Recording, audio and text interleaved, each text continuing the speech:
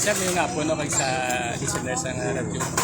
Since nga nag-start kita no, sa pag-effect sa executive order ni Mayor, kamunod dyan mga na-confiscate nga natin yung pambutso, hindi makakaatan i-impose gagang sa traffic natin. No?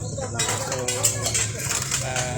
amo dyan sir, ang nag-start pa sa warning no, ang ating biyang banwa, may executive order regarding sa muffler.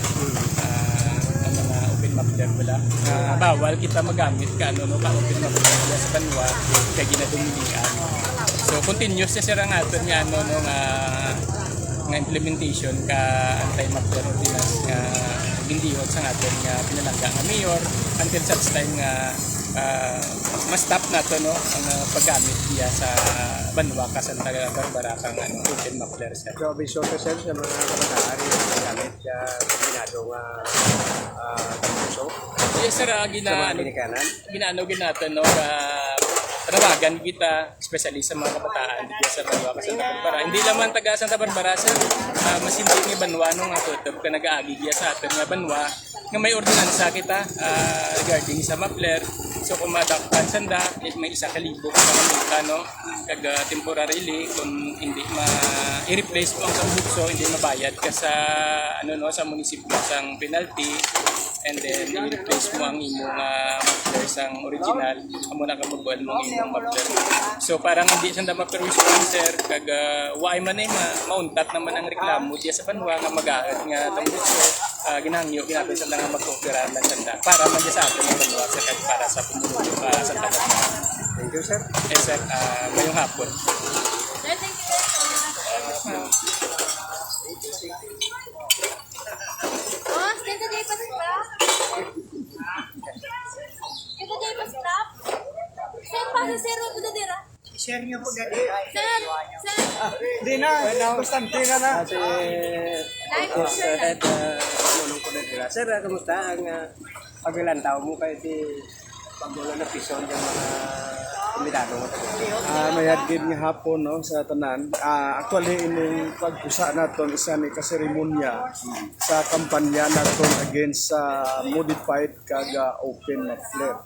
So nakatigayon kita ang impose ang pulis kag ang traffic enforcer naton nga maka-confiscate sang 85 kabilog kini nga kwan no.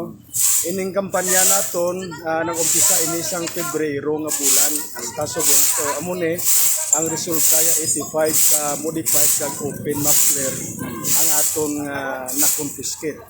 So nga ang ginpison. So ang purpose ni sang pison para mamanaan sang mga tag-iya ka motor kag sa mga pumuluyo nga ining open pipe wala naton gina-recycle.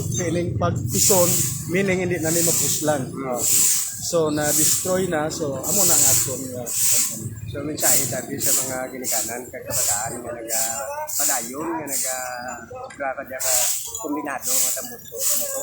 So sa open muffler actually daw isa na ni ka-perennial problem diri sa Santa Barbara. Hindi lang diri sa Santa Barbara, amuman sa syudad kag sa katupad naton nga mga banwa. No damo na nga mga senior citizen along the highway nga nagareklamo sang sobra na kagahod. Bisa tag alauna, alas 2 ang kaagahon, may nagalinabay pa nga magahod nga tambutso.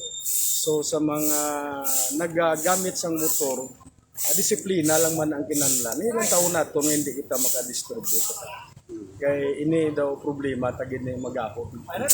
Sa mga ginikanan abi sir nga